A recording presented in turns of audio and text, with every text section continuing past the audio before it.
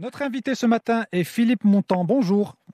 Bonjour. Vous êtes le directeur général de Recrute et vous venez de publier les résultats d'une enquête sur le télétravail au Maroc. C'est la raison pour laquelle je vous reçois ce matin. Alors, dans cette enquête, on apprend entre autres que la majorité des salariés sondés adhèrent au télétravail, mais plus de la moitié se plaignent en revanche des difficultés techniques liées à ce mode de travail. Est-ce que ça résume assez parfaitement les conclusions de cette enquête ? Écoutez, oui, c'est une partie des conclusions de l'enquête. En tout cas, merci de me recevoir aujourd'hui. Alors, en fait, globalement, on voit que sur les parties sondées, on a 62% des gens qui appliquent partiellement ou totalement le télétravail aujourd'hui dans leur entreprise, contre 38% pas du tout. Donc effectivement, c'est une vraie révolution dans le monde du travail aujourd'hui, en tout cas sur les 2800 personnes qui ont répondu à l'enquête. Et effectivement, après, on rencontre parmi les difficultés, si on doit arriver à ce point-là, effectivement, on a l'Internet qui est cité comme première difficulté, la connexion Internet, parce qu'effectivement, qui dit travail à distance dit rester connecté au bureau via son outil informatique et téléphone.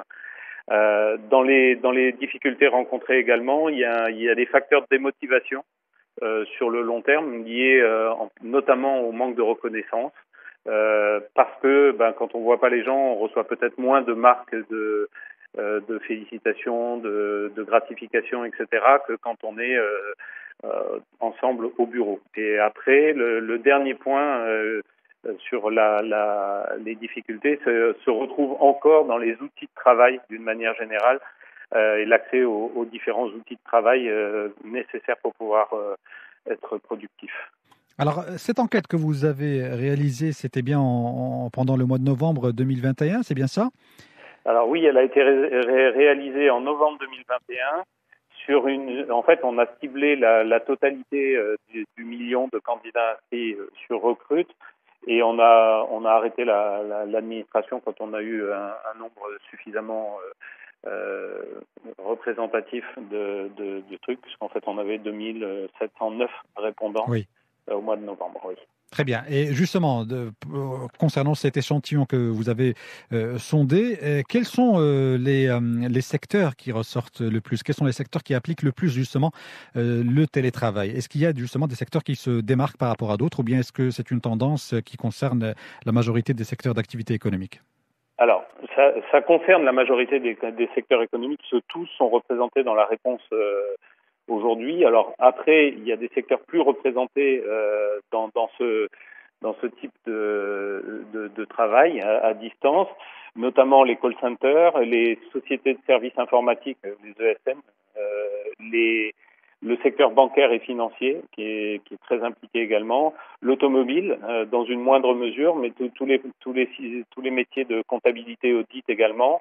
Mais bon, tous les secteurs ont répondu. Après, tous ne sont pas aussi actifs. Après, bien entendu, ce type de travail ne peut concerner que des métiers qui le permettent. Il est bien évident que faire du télétravail dans une boutique, c'est plus compliqué, Oui. ou sur un chantier BTP.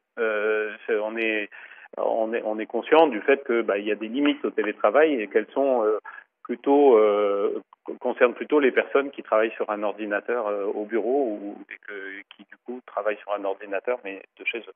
Alors, dans les secteurs où le télétravail est possible, et au-delà des difficultés techniques liées à ce mode de travail que nous avons évoqué, que répondent justement les salariés sondés? Pourquoi ils préfèrent le télétravail au travail en présentiel? Qu'est-ce qui ressort de cette enquête concernant ce point-là? Alors, en fait, les principaux avantages du télétravail cités par les répondants sont: le premier, c'est le gain de temps, suivi de très près par le gain de productivité, et lié également la réduction de stress et de la fatigue, puisqu'en fait ils gagnent le temps de transport. Qui est énorme pour certains.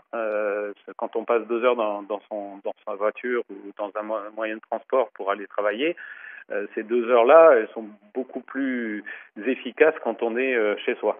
Après, on retrouve également de la souplesse sur l'organisation du travail. On a des gens qui sont plutôt du soir et à qui on impose au bureau d'arriver à 8 heures du matin. De 8 à 10, ils sont pas très efficaces. Et puis à 17 heures, ils pourraient être super efficaces, sauf que c'est fini. Et donc, en fait, ils peuvent organiser leur journée de travail selon leur rythme personnel. Et ça, c'est un énorme gain par rapport à ça. Le dernier point, c'est l'équilibre entre la vie perso et la vie pro, toujours pour les mêmes raisons.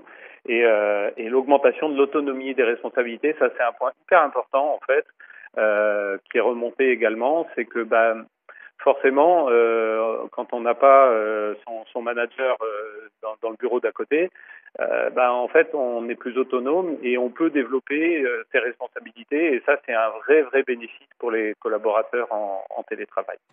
Alors, le télétravail nous a été imposé en quelque sorte, compte tenu du contexte sanitaire actuel.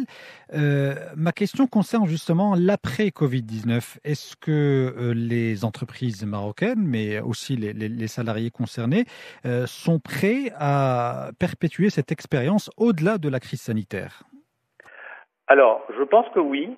En tout cas, les sondés le disent et ils disent que effectivement leur entreprise s'oriente sur un mode hybride permanent.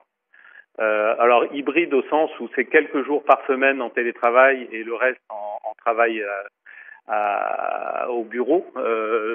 Et c'est vrai que beaucoup d'entreprises se sont organisées autour de ces modes de fonctionnement en mettant des réunions quand on est au travail et laissant le travail personnel pour le télétravail, ce qui est la manière la plus efficace de fonctionner. Après, vous avez finalement, on le voit dans l'enquête, surtout les grandes entreprises sont concernées par le télétravail. Au final, les PME et les toutes petites entreprises sont beaucoup moins enclines à évoluer vers ce type de fonctionnement. Et après, il y a une vraie différence aussi entre les multinationales et les grandes sociétés nationales, au sens où les multinationales, en fait, la décision ne se prend pas au niveau du Maroc et implique l'ensemble des pays fonctionnent de la même manière, quoi. Et c'est vrai que ces entreprises-là sont encore majoritairement en télétravail à 100%. Une dernière question concernant à présent, j'aimerais avoir l'avis justement des entreprises par rapport au télétravail. Est-ce qu'il n'y a pas tout de même, par moment, des craintes liées à une baisse de rendement ou de productivité éventuellement liées au télétravail ? Alors, du côté des collaborateurs, eux considèrent qu'ils sont à peu près à 70%, ils considèrent qu'ils sont plus productifs en télétravail qu'en travail au bureau.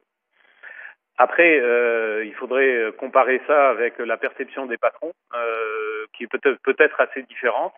Mais en tout cas, ce qui est clair, c'est que du télétravail sur le long terme doit être organisé parce que, en fait, les gens souffrent de facteurs d'isolement.